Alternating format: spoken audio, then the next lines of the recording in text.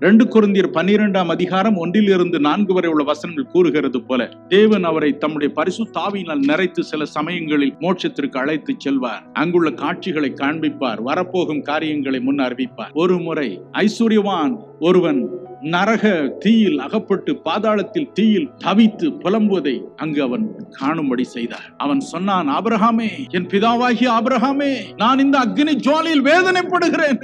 அந்த காட்சியை பார்க்கும்படி செய்தார். நரகத்தில் உள்ள பல பல பாகங்களை பார்க்கும்படி செய்தார். நரகமாவது மோட்சமாவது, மரணத்திற்கு பிறகு வாழ்க்கை ஏது என்று சொன்னவர்கள் அந்த மறுமைக்குள் பிரவேசித்து மனம் கசந்து அழுவதை அவர் கண்டார். ஆயிரமாய் ஜனங்கள் உட்கார்ந்து புலம்பி அழுகிறார்கள். அங்கிருந்து மோட்சத்தை காணும்படி பிசாசு செய்கிறான். மோட்சத்தை பார்க்கிறார்கள். தங்களுக்கு அருமையானவர்கள் அங்கே மகிழ்ச்சியோடு ஆடி பாடி மகிழ்வதை பார்க்கிறார்கள்.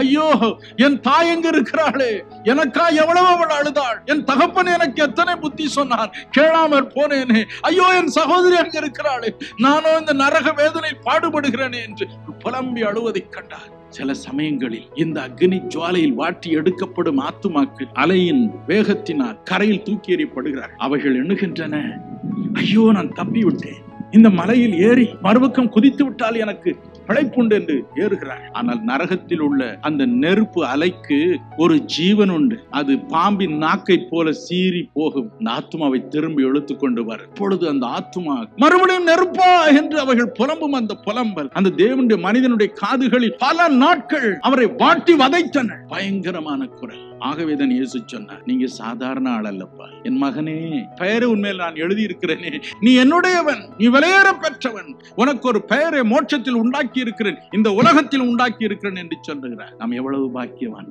மனம் கலங்காதிருங்க.